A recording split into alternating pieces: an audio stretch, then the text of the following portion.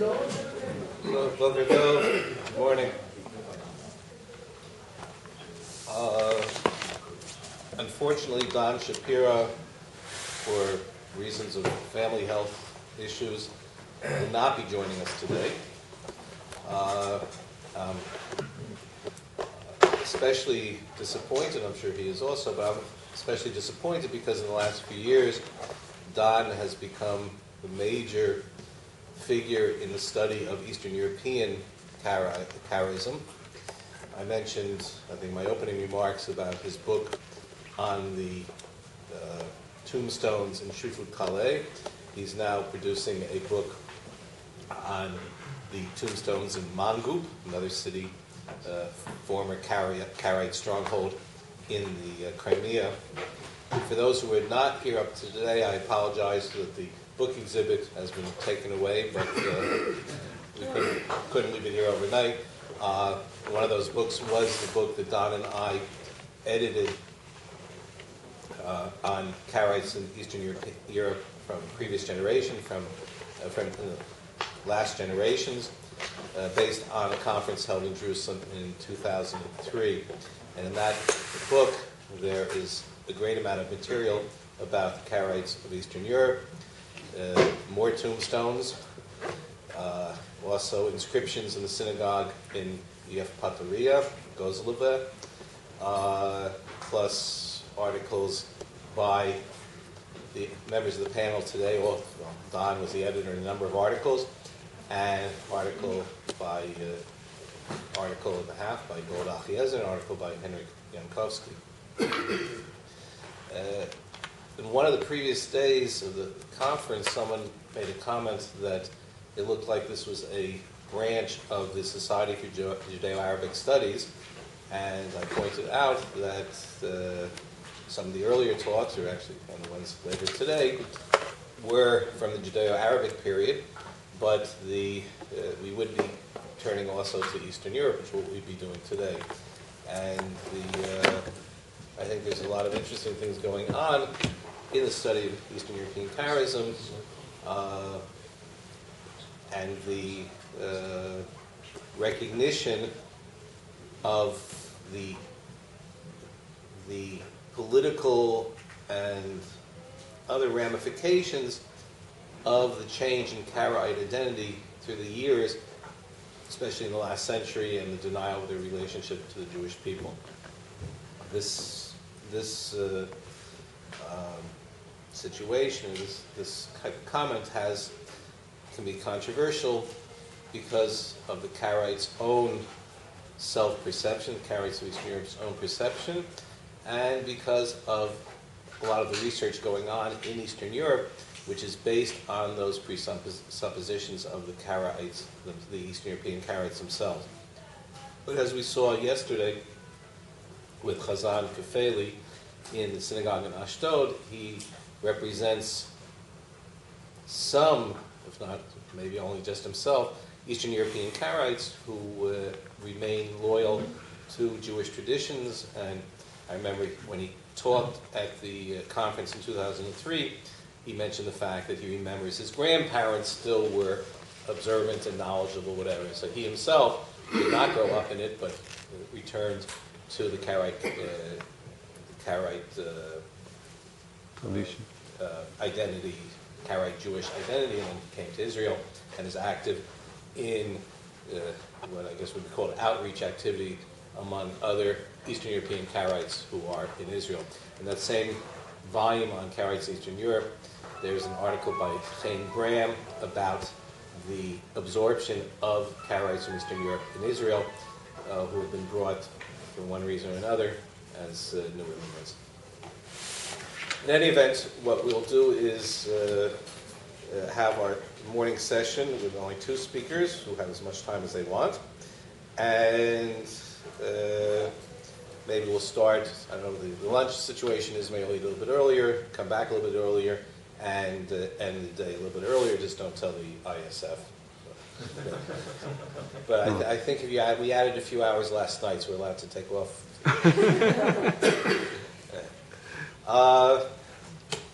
First speaker will be Dr. Golda Akhiezer. On the program, it says Hebrew University of Jerusalem, was where she received her degree, has been doing some teaching, but she now has a position starting 2 days ago, which is why she's not been, 3 days ago, which is why she didn't join us until now, at the Merkaz Universitai, what's the... Ariel. In Ariel, the Ariel University Center in the city of Ariel. And she'll be talking about Karaites and Haskalah movements in the Russian Empire. Golda is an expert in this field, and she's done quite a amount of work, including her dissertation, a number of articles, including an important one on Isaac Petrocki, published in a volume also produced by the Goldstein-Goren Center for Jewish Thought.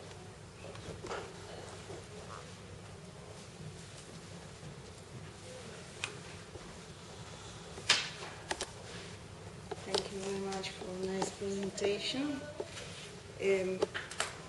My topic is the Haskalah movement and Karaite nationalism.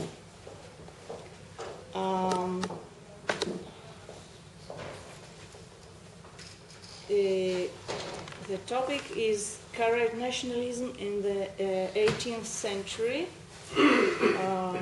In 19th century, Russian Empire as outgrowth of the Jewish as well as the general European Enlightenment.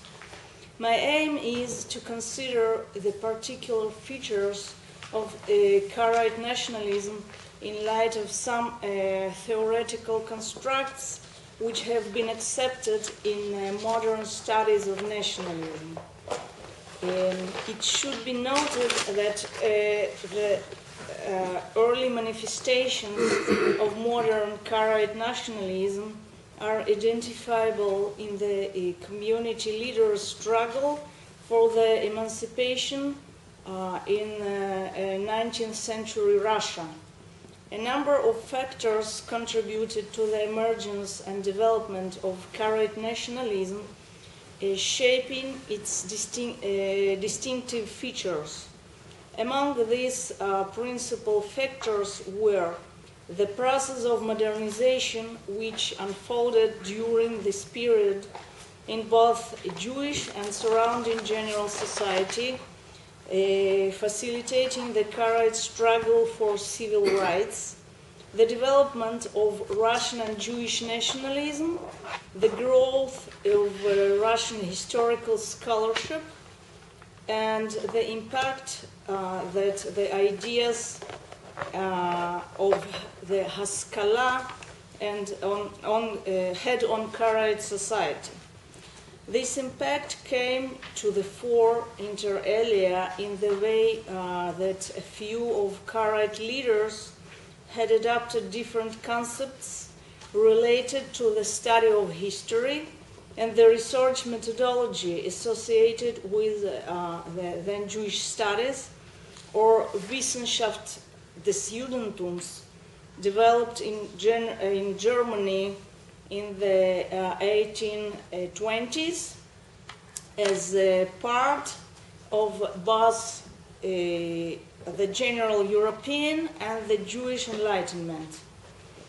This discipline first began to impact Eastern European Jewish maskilim at the first half of the 19th century. Wissenschaft des Judentums scholars in both Western and Eastern Europe sought to attain the following objectives rooted in Haskalah ideals.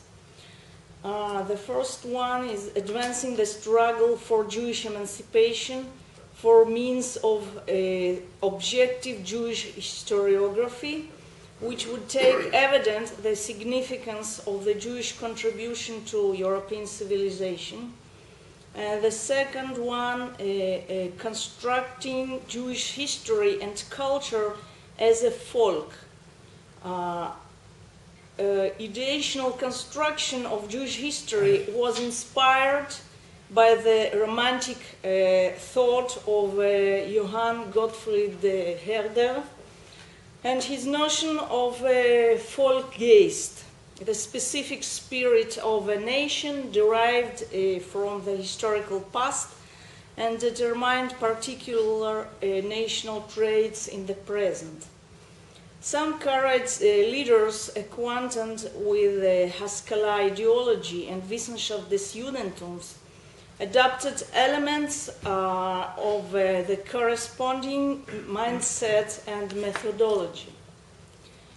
Modernization in Karaite society set in with Russia's annexation of parts of the former Polish-Lithuanian Commonwealth in the 1772 till 1795, and the Crimea in 83, when the bulk of Eastern European Karaite settlements became a part of the Russian Empire. Eastern Galicia was incorporated into the Austro-Hungarian Empire. Dramatic changes were introduced into Karaite life under the Russian rule, affecting the Karaites' legal status and sense of identity, and resulting in the most significant transformations in all the Karaite history. The local Karaite community gave the Russian conquerors its support at the time of the empire's annexation of the Crimea.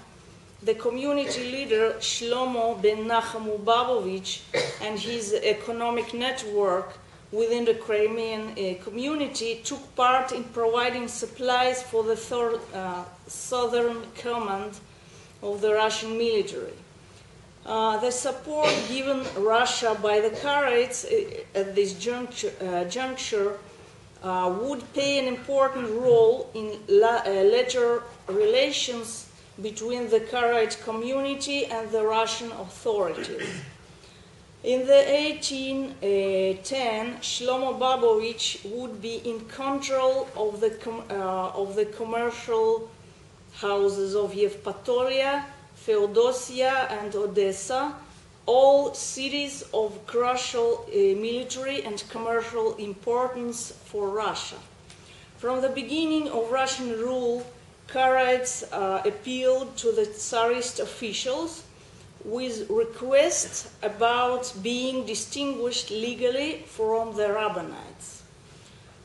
In 1795, a Karaite delegation from the Crimea, including Shlomo Babovich among its members, arrived to St. Petersburg, where it obtained from the Tsarina Catherine II an exemption from the double tax, a duty imposed on the Jewish population of the Russian Empire, a right to purchase and inherit real estate, and other rights for Karaites.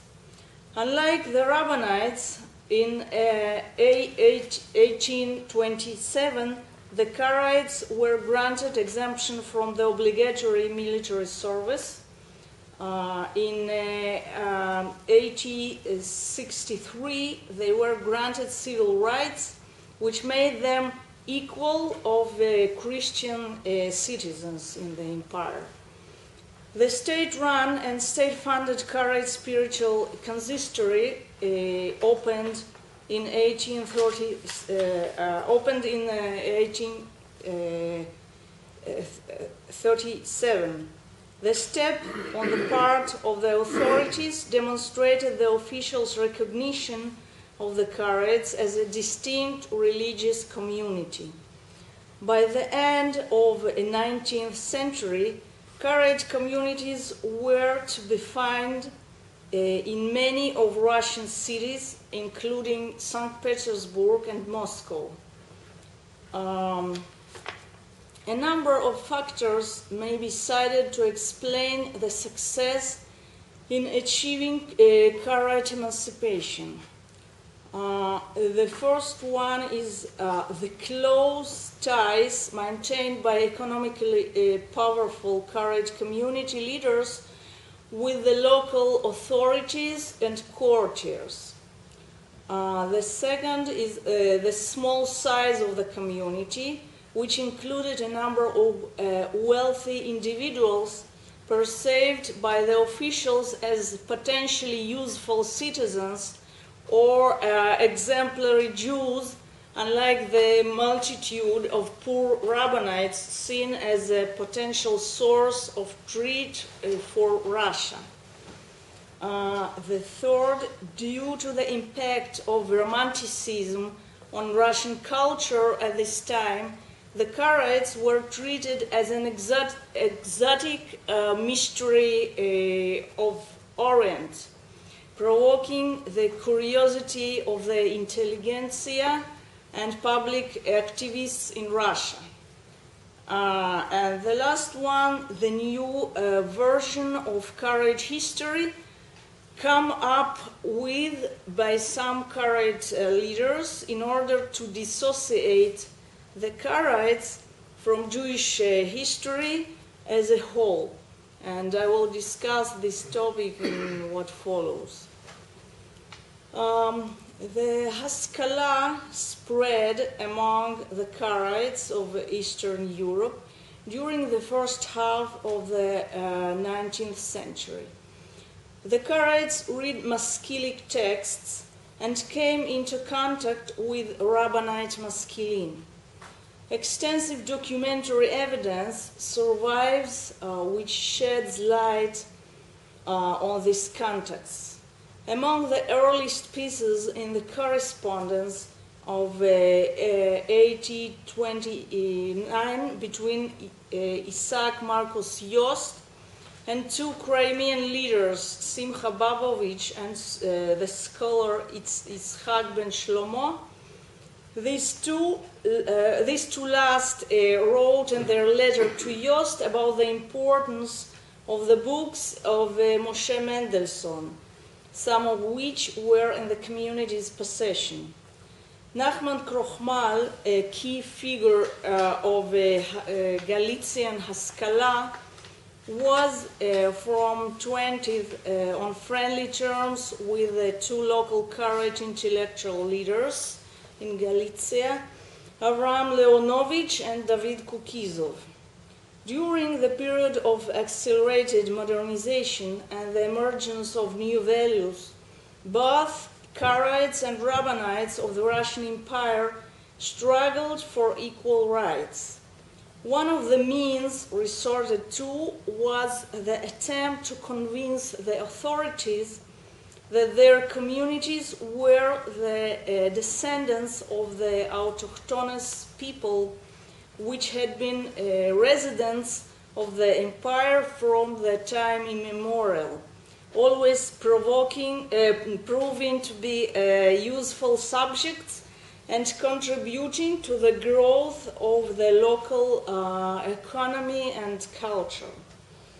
Their reading of Wissenschaft des Judentums writings brought Karaite leaders to the view that they should support their claims by arguments based on research and documentary material. Yet most of them were autodidacts who came from the traditional milieu, and their acquaintance with the research procedure was rather superficial. They themselves fabricated a considerable part of the authentic documents which were published or presented to the authorities.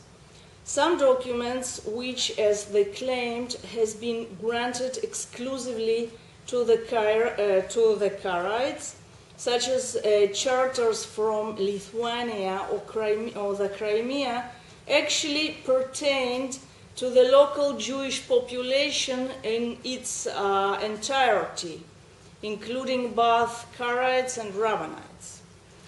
One of the leaders influenced by the Haskalah and Wissenschaft des Judentums was Mordechai ben Yosef Sultansky, a Karaite scholar, writer, and community leader from Lutsk, Volhynia. He composed a book, Zecher Tzadikim, Memory of the Just, his most important work in which he attempted to rewrite Karaite history after, in 1833, visit by Tsar Nicholas I and his retinue to the Crimea. While on their visit, the guests posed a series of questions about the Karaites, the time of their settlement in the Crimea, their national features, occupations, prominent historical figures, documentary sources which shed light on their origins, the time of their split from the Rabbanites, and the differences between the two groups. These inquiries led Karaite leaders to push for civil emancipation. The encounter also provided the ground for the project of presenting the Karaites as the antithesis of the Rabbanites, who were imaged in widespread Christian stereotypes. An early precedent of such a presentation appeared at the 17th and early 18th century, when Protestant scholars who understood Karaism as perceived Karaism as the purer and more rational version of Judaism, not distorted by the Talmud, initiated contacts with the Karaites of Poland, Lithuania. As a result, some Karaite authors, Mordechai ben Nisan of Kukizov and Shlomo ben Aaron of Troki, wrote books about the split between the Karaites and Rabbanites and the distinctions between them as per an order received from the Protestants. These texts were marked by anti-rabbinic tendencies and Christian sympathies. This mode of seeing the two groups as antitheses constituted a turning point in the evolution of the Karaite identity. 19th century Karaite leaders appropriated these materials, legitimated by the Protestant acceptance of them, as an instrument in the struggle for emancipation. Accordingly, the aim of Sultansky's book, Zecher Tzadikim, was to demonstrate the closeness between Karaites and Christians and the history of protection and special rights and charters granted by Christian rulers to the Karaites. The author demonstrates Christian rulers' benevolence toward the Karaites through history, beginning with the Crusaders' kingdom in Jerusalem and until the author's own times. Sultansky books abounds with historical details. For instance, the author writes that when they stormed Jerusalem, the Crusaders didn't kill Karaites because, according to Baldwin, Crusader king of Jerusalem, the Karaites were a righteous people. They weren't to be found in Jerusalem during the Second Temple period, and thus didn't hurt Christians. That is, they weren't a part of the people who crucified Jesus. Baldwin the first granted various rights to the Karaites, including residence charters in Europe and in the Crimea. Sultansky's purpose was to convince Russian officials that Karaites had settled in Eastern Europe and the Crimea as per the authorization issued by Christian rulers. He constructed Karaites contrasted Karaite status and history with those of the Rabbanites, who massacred by the Crusaders for their part in the crucifixion of Jesus and expelled from Spain for usury. They are defined by Sultansky as, according to his own words, exploiters and haters of land and of honest labor. They prefer fraud and deception. This image of Rabbanites is quite consistent with the common Christian view of Jews, but it doesn't quite fit the traditional Karaite view. Sultansky was also aware of the plan for Jewish productivization, which both Russian and Western rulers tried to implement from the 18th century on. He therefore tried to represent the Karaites as a nation which had always been useful for the fatherland.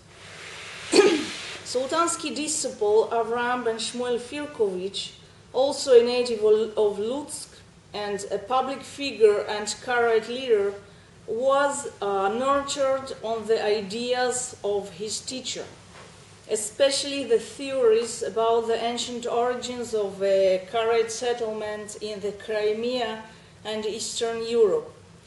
Firkovich developed and published some of these ideas, but without referring to Sultansky's name. In 1822, Firkovich moved to Yevpatoria, becoming a secretary of Simcha Babovich, the leader of the Crimean Karaites. In 1934, Firkovich was appointed head of the Karaite publishing house in Yevpatoria, where Chotam Tochnit, his beating anti-rabbinic work, appeared. This book contains accusations the Rabbanites in crucifying Jesus and killing Anand ben David. After 1939, as per Babovich's recommendation to Mikhail Vorontsov, then Governor General of the Novorossiya region and the Crimea, Firkovich initiated his archaeological and other research expeditions to the Crimea and the Caucasus.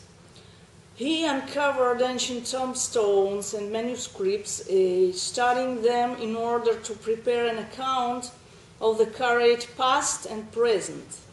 The account was meant to provide definitive research for the officials.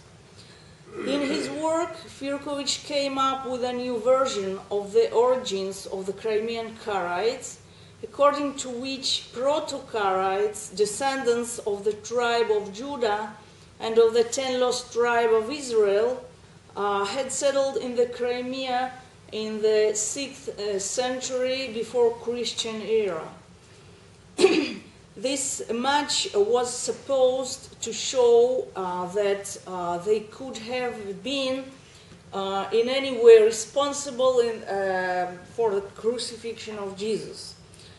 Firkovich tried to convince the officials that the Karaites were a distinct nation and thus historically, culturally, and anthropologically different from the Rabbanites.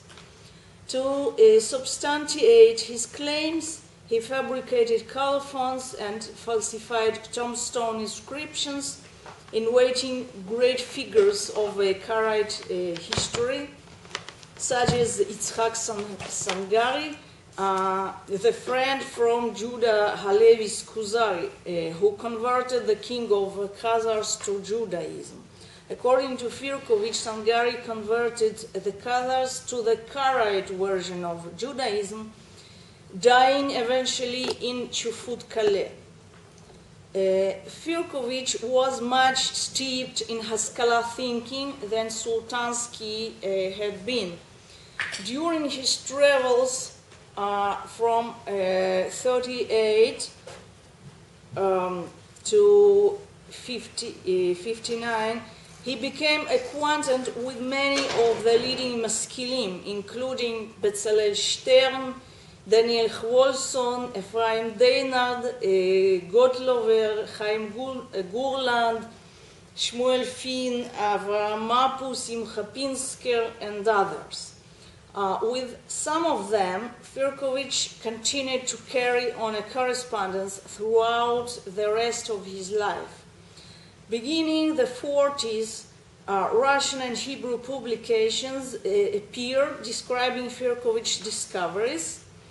Firkovich became thoroughly well known in research circles, and the Karaite theme became a topic of general interest and discussion. He published a number of articles about the Karaites in Maskilic periodicals, such as HaKarmel, HaMagid, HaMelitz, HaShachar, and Tzion. Some of his Maskilic acquaintances tutored Firkovich in working with historical documents and in ways of putting forth his ideas. They also supported and promoted his publications. These Maskilim, as well as Protestant scholars whose works on Karaism they used, took the Karaites to be rationalists and scripturalists. Some of them considered Karaite history and literature to be a part of the general Jewish legacy, to be delved into and risked by a united effort. By contrast, Karaite leaders receiving the aid of Maskilim in their research and publications promoted the idea of an independent Karaite identity. Another Karaite leader who had an impact on Russian public opinion was Shlomo Beim. He too, a disciple of Sultansky. A typical Karaite maskil, Beim acquired both a traditional and a secular education. He had a mastery of Russian, French, and German, and was a member of the Imperial Geographical Society. Beim was also on friendly terms with some intellectuals of the Haskalah and the Jewish Reform movement. He founded the first Karaite Maskilic school in Chufut-Kaleh, where in addition to the Bible and Hebrew, he taught Russian and other secular subjects. Attempting to ease some laws of Karaite halacha, Beim met with strong opposition. In Russian, he published the book, The Memory of Chufut-Kaleh, and other works on Karaite history based solely on Firkovich's findings. Saying, thanks to his publications, Firkovich ideas made their way to the Russian reader. An important factor contributing to the growth of the national idea among the Karaites derived from the process then unfolding in Russian intellectual and academic circles.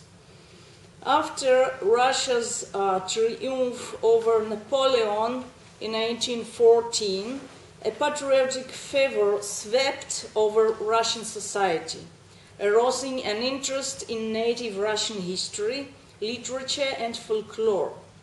Many books and articles of an appropriate bent appeared. This period saw the fabrication of many historical documents and folk compositions.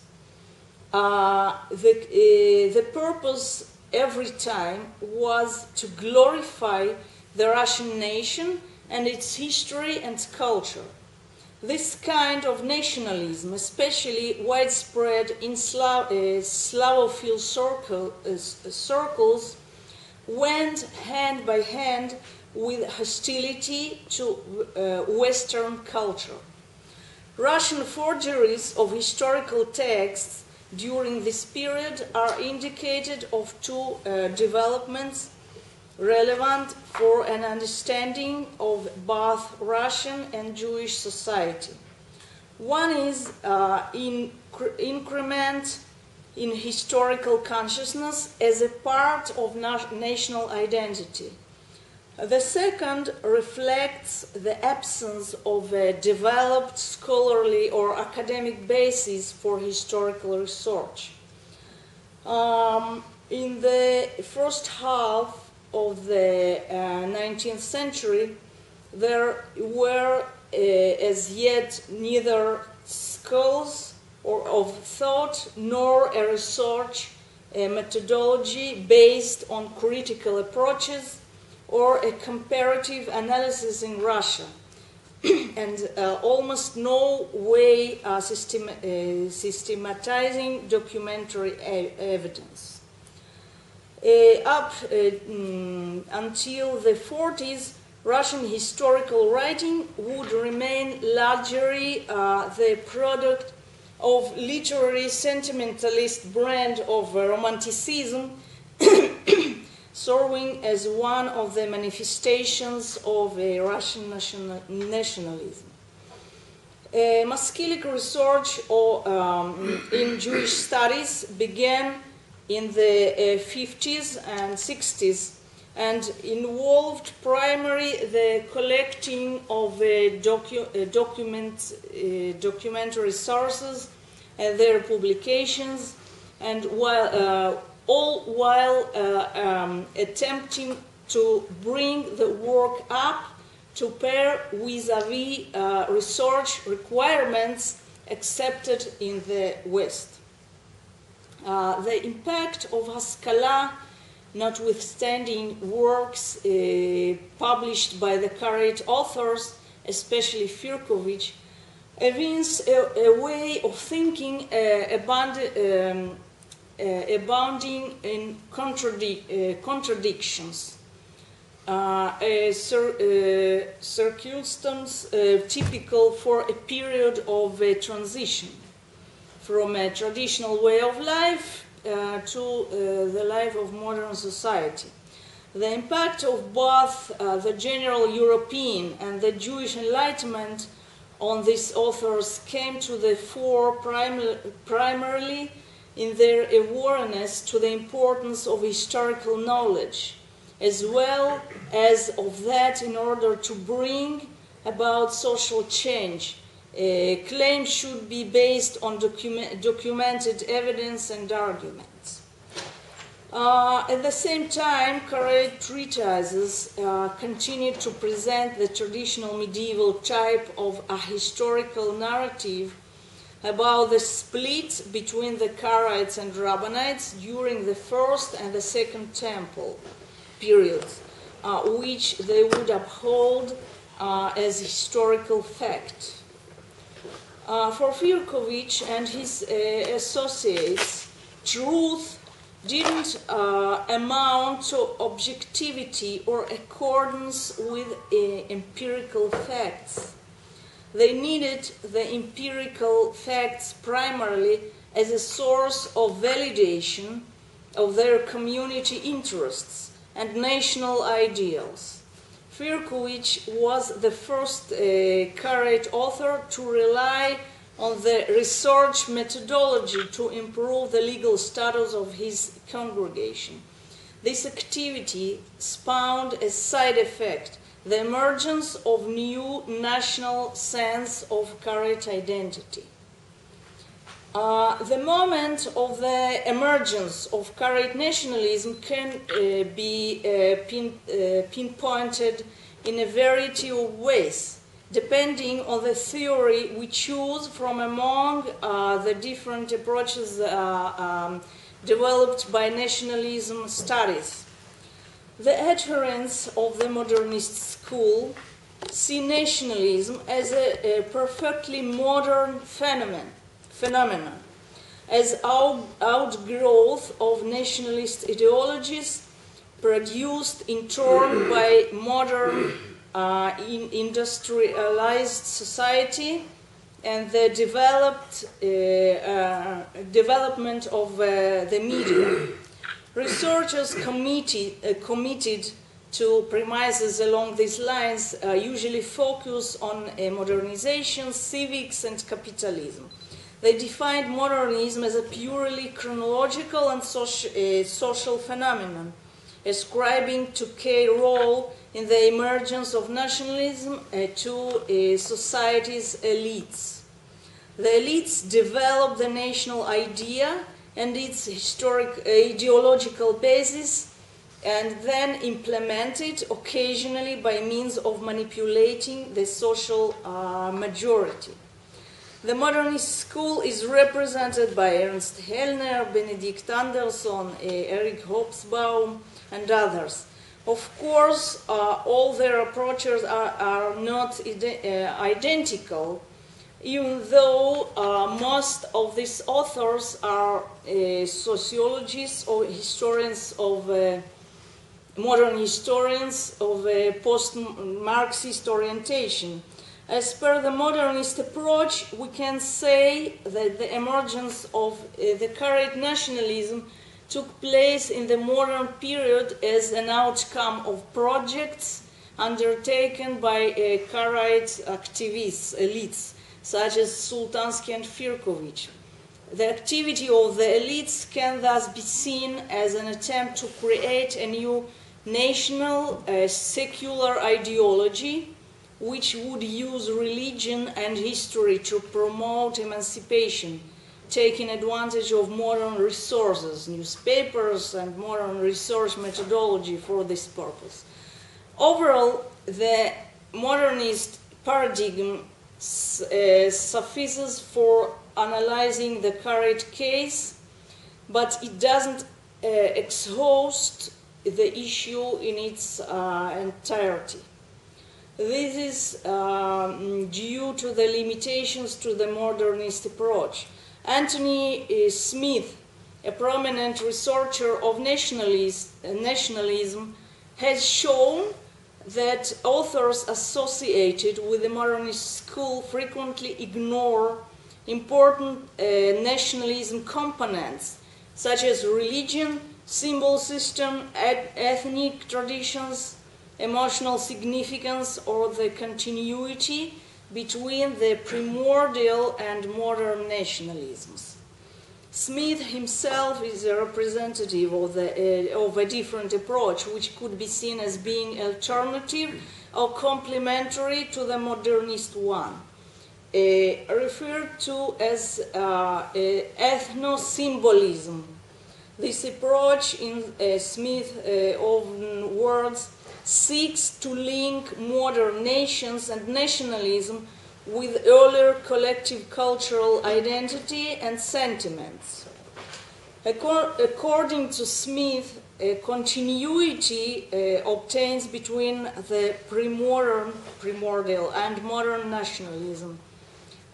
This continuity finds its expression in the elaboration, transformation, and reappropriation of the historical past, and in providing this past with a canonical form appropriate for the specific political purposes of a certain nation idea. According to the ethno-symbolistic approach, nationalism never emerges ex nihilo. It is always an outgrowth of earlier tradition. The case of Karaite nationalism confirms this assessment. Viewed in historical perspective, the historical narratives and other elements comprising the Karaite cultural tradition could be seen taking on specific social functions and roles in the emergence of Karaite nationalism and its peculiar features. As had already been noted, 19th century Karaite leaders reappropriated extant narratives about the ancient split, chiluk, between the Karaites and Rabbanites during the first and the second temple periods. These narratives circulated in the Middle Ages and in the early modern period and were taken advantage of purposes of religious polemics. But in the 19th century, they were assigned a new social function, creating a new image of the Karaite as a being different from the Rabbinite and worthy of emancipation. This wasn't much convincing material in the ancient times, ancient texts, and the essential difference about the essential differences, historical and others, between Karaites and Rabbinites. This what prompted by the Karaite leaders in order to lend force to their arguments, to come up with outright forgeries. Thus, the passage in Sultansky about the Crusaders, or the theory put forth by Firkovich about proto-Karaite settlements in the Crimea prior to the beginning of the Christian era. The ancient materials, in a combination with the new forged documents, provided a basis for the construction of a Karaite national narrative. In the 19th century, this was given its canonical form, leading to the development of the new Karaite national consciousness, the sense of identity of distinct non-Jewish nation. A salient feature of modern Karaite nationalism turned out to be a tendency to separate the religious and the ethnic components of Karaite identity. The secularization of ancient narratives found its expression in their historicization. That is, the narratives being relied upon not as accounts of sacred events or principle of faith, but as genuine historical narratives, thus promoting the national idea in its modern use. Such a process of historicization is a typical manifestation of modernization, to be observed both among the Maskilim and in different European nations from the 18th century on. Unlike historicization, other features of Karaite nationalism weren't as widespread in nationalisms of other groups.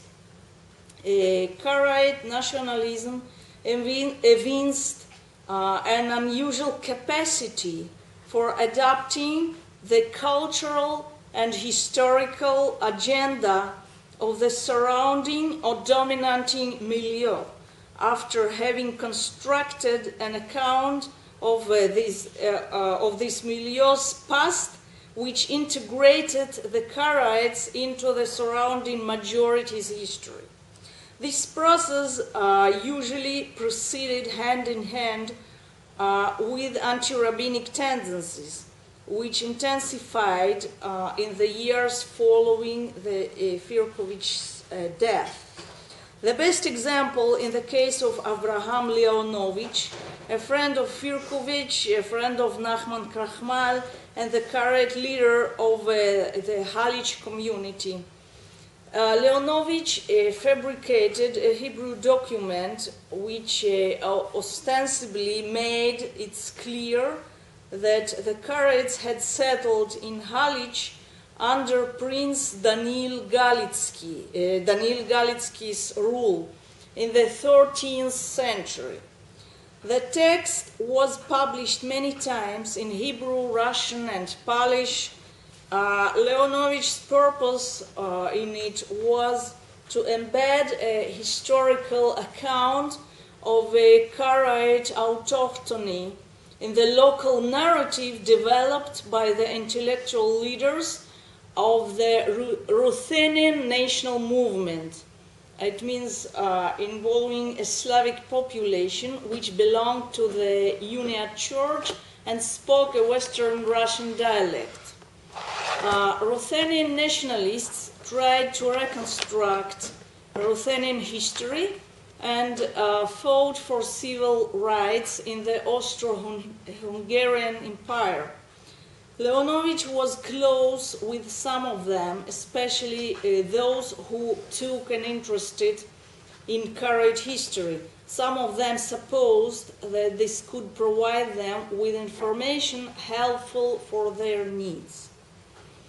Another attempt to integrate Karaite historical narratives in the general historical framework can be traced in the writings of Sultansky and Firkovich, who tries to fuse the history of Eastern European and Crimean Karaites with the history of ancient Russia and the Russian Empire, all while mixing and freely elaborating on different traditions dealing with the destruction of Samaria, the 10 lost tribes, and narratives from early Russian history. It should be emphasized that Karaite national narrative had been considerably influenced by the local narratives of other nations. The Karaite accounts should therefore be studied as a part of a more all-encompassing Eastern European historical setting.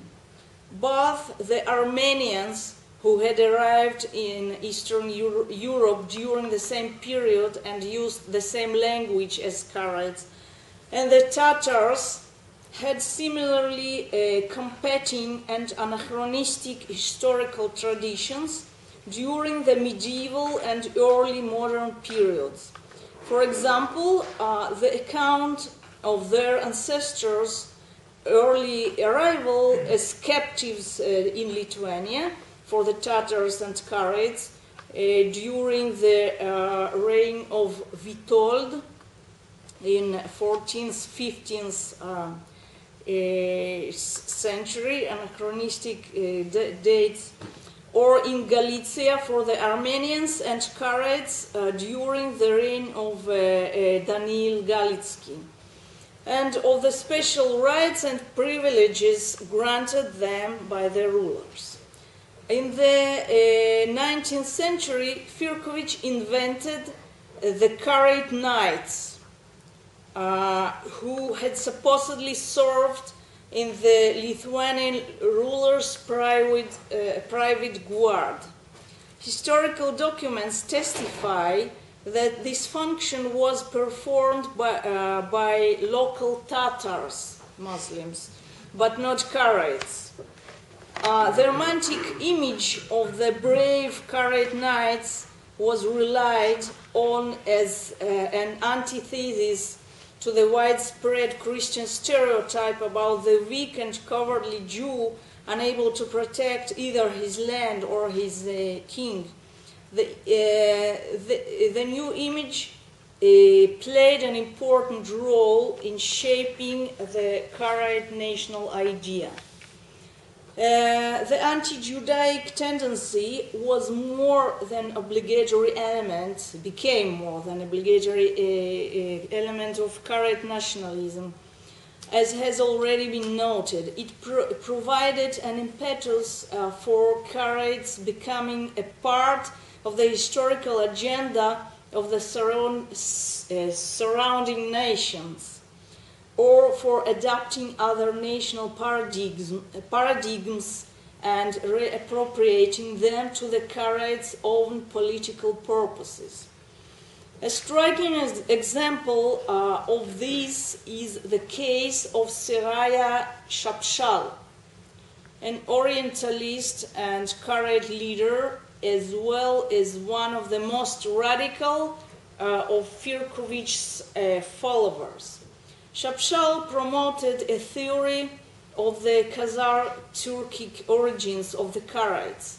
He ignored Karaite ties to Judaism and the Hebrew language, claiming instead that the Karaites adopted the Mosaic faith while secretly retaining Turkic pagan cults and beliefs, which continued to occupy a central place in Karaite culture. According to Shapshal, Karaism was very close to early Christianity. Hanan ben David recognized Jesus and Muhammad as prophets who had influenced Karaism. After spending time in Istanbul in 1990 and till 1928, where he was inspired by the pan-Turkism of Kemal Atatürk, Shapshal insisted on an almost complete Turkization of the Eastern European Karaites. In Istanbul, he had observed Atatürk's reforms, whose goal was the creation of a secular, historicist version of nationalism and a new Turkic identity based on the totality of Turkic history, which had been rewritten for this purpose, and without Islam, without Arabic, and with the addition of select European customs. Shapshal borrowed this paradigm, assigning to the Karaites the past of pan-Turkic secular nationhood, and emphasizing the Khazar legacy. Insofar as the contents of this legacy remained unknown, Shapshal had to invent Khazar folklore motifs, customs, and cultural concepts which he had published both as genuine research findings and as a part of the Karaite historical and cultural legacy. Looking at the issue from within the framework of the modernist approach, one can see the Karaite case as a vivid instance of nationalism, finding its expression in a constructionist scheme, which the elites planning the engineering nationalism as a construct which they force on the majority of society. One of Hobsbawm's pivotal ideas involves the invention of tradition by national leaders. In his book, his and of Terence Ranger, The Invention of Tradition, they argues that the inventions of traditions are highly relevant to that comparatively recent historical innovations. The nation with its associated phenomena, nationalism, national state, national symbols, historical and the rest. All the rest on the exercises in social engineering, which are often deliberate and always innovative, if only because historical novelty implies innovation. The model proposed by Hobsbawm and Ranger seems clear and straightforward, but it should be considered with caution. Smith notes that in discussions of the invention of tradition, it remains unclear why the inventions become attractive and why they stay attractive for a long time.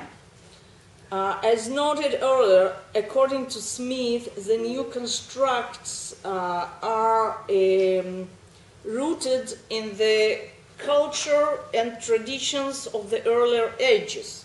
In the Karaite case, we can trace the way that Karaite medieval traditions were put to use in modern times and how the new elements were integrated in the existing tradition. The question then arises, if, as Hobsbawm and Ranger would have it, completely new tradition were invented, who did the inventing? What is the identity of the elites, of the inventors responsible, and who or what determined the contents of their inventions? To what extent, if at all, did they represent traditional values? No answer to these questions can be come up with in framework of the modernist approach. Homi Bhabha, a researcher of nationalism and post-colonial studies, gestures in the direction where the answer could be looked for. Bhabha ponders the achievements of creation of the nation as an ongoing process. The nation is in existence while it continues to shape itself. According to Bhabha, on the one hand, the people is a pedagogical object of the elites. On the other hand, the people are the subject embodying the national narrative as a social praxis. This means that the process of the emergence and the growth of nationalism involves the struggle between the elite and the people for narrative authority and control. This argument raises another consideration, which spells out the must of caution in drawing conclusions about the Karaite case. Most of their sources relevant to the problem of nationalism were written by community leaders. This leaves it unclear what the point of view or the reaction of average community members may have been to the Judaizing brand of Karaite nationalism. Scarcely and material is available about community opposing to the Judaizing policy of the elites. But this doesn't allow us to draw the conclusion that there was in fact no such opposition. In this connection, it's worth referring to the instance of Zarach Zarachovich of Halich. Zarachovich belonged to a narrow circle of Karaite intellectuals who tried to uphold pre-Firkovichian Karaite identity. Zarachovich taught Hebrew to Karaite children and copied traditional Karaite texts even under the dictatorship of Stalin. He was persecuted by the authorities and committed suicide in 1952. Nevertheless, even in the 19th century, when the Karaite press could reflect no more than a single view of any particular issue, opposition couldn't thwart the process of the Judaizing small community nurtured on emancipation. For example, by the beginning of 1870s, the Russian newspaper Novorossiyske Vedomosti published two reports by anonymous Karaite authors containing an appeal to the Jewish community to discontinue observing the laws of Shabbat, Jewish holidays, kashrut, family purity, and more, insofar as all these were specifically Jewish, but not Karaite practices. The authors based their claims on the works of Vasily Grigoriev, a Russian Orientalist, who promoted the idea of the Khazar origins of Karaites and their being ethnically distinct from the Rabbanites. Grigoriev also mobilized many Firkovich's ideas in his research. Eventually, historical circumstances, the World War II, tipped the scale in favor of pan-Turkic nationalism as the only way to escape mass destruction for the Karaites.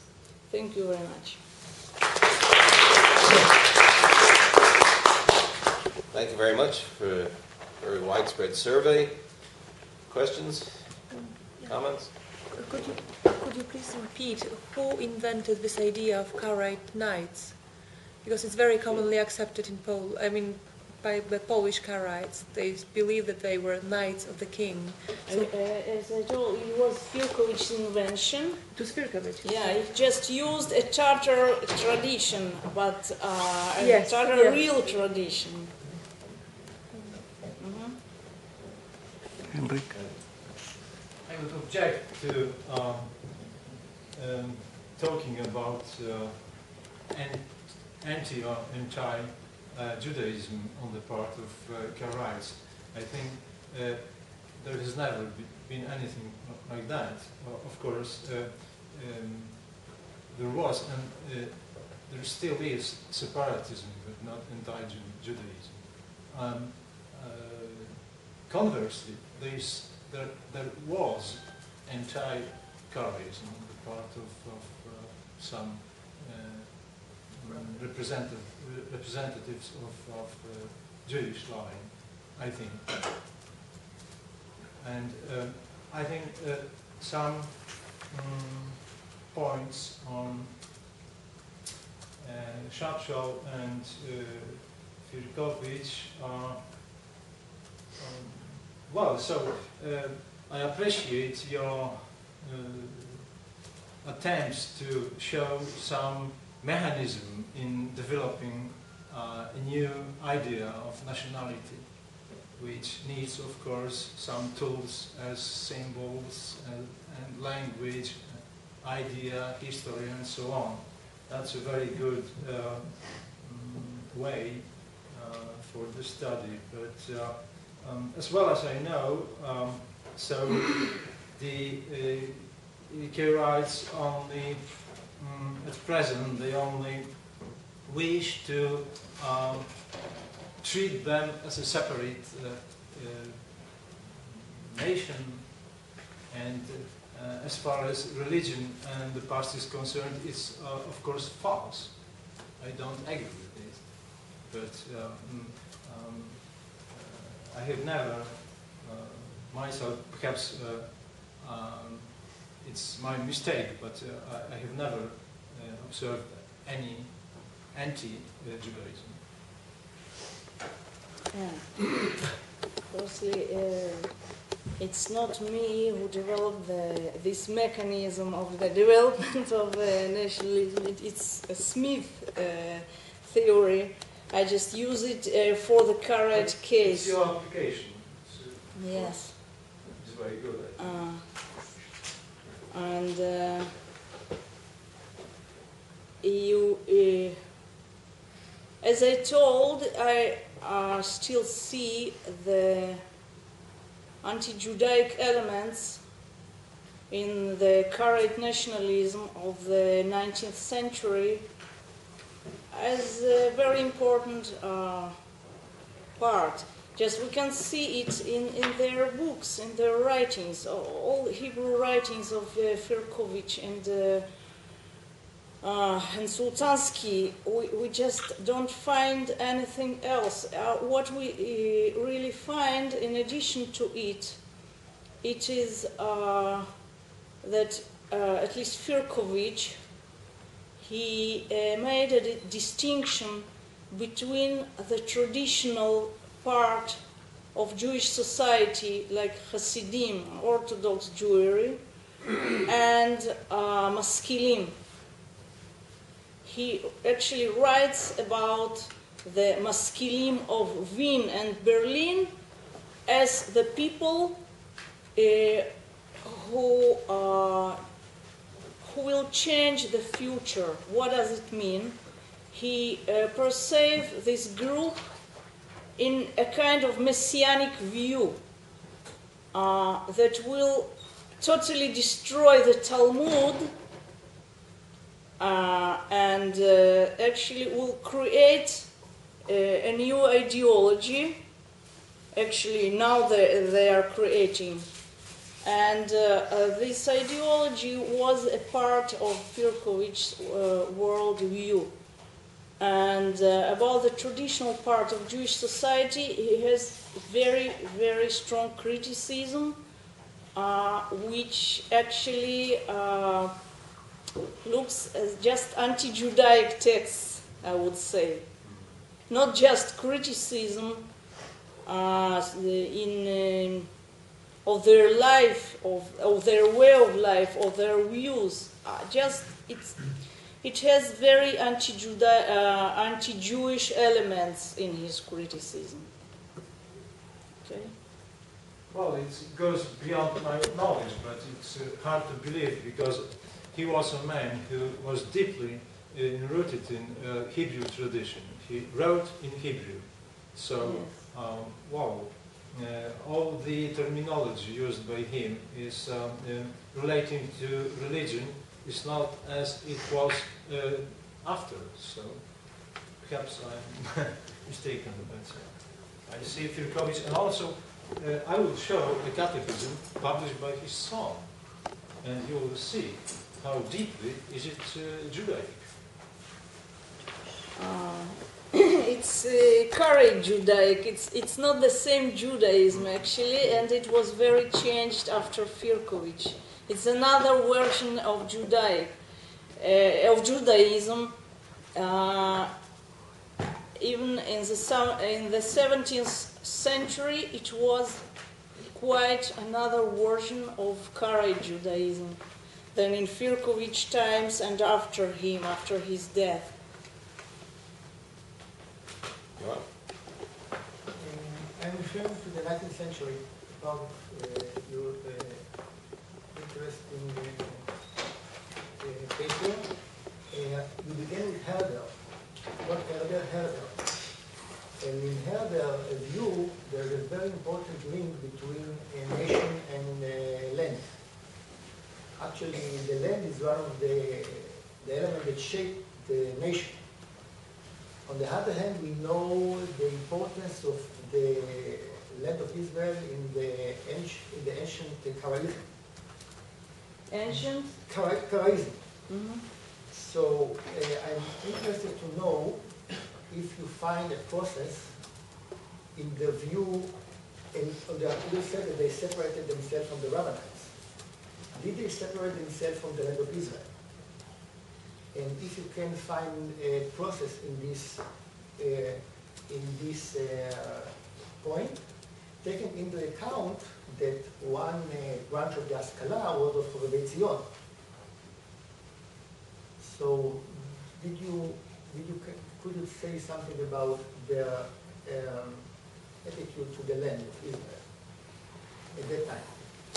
You mean in Firkovich's writings? No, I'm thinking, I assume if there is a point here, like everything that you said, there's a process. Karaites, they are praying, they are longing for coming to the land of Israel. Mm-hmm. So, on the other hand, they were speaking about nationalism.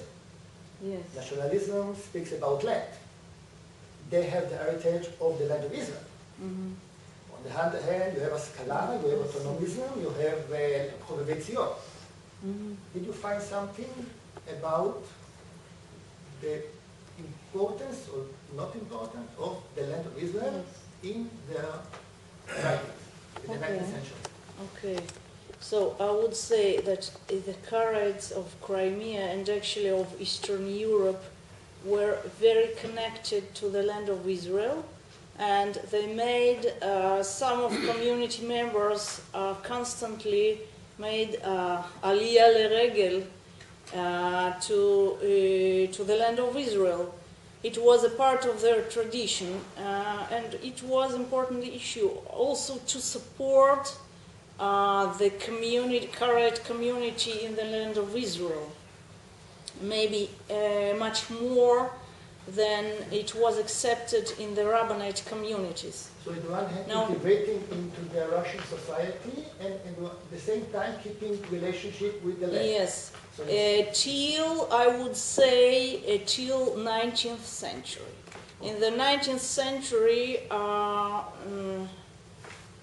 we see quite another situation after the Russian annexation of the Crimea and the Eastern Europe.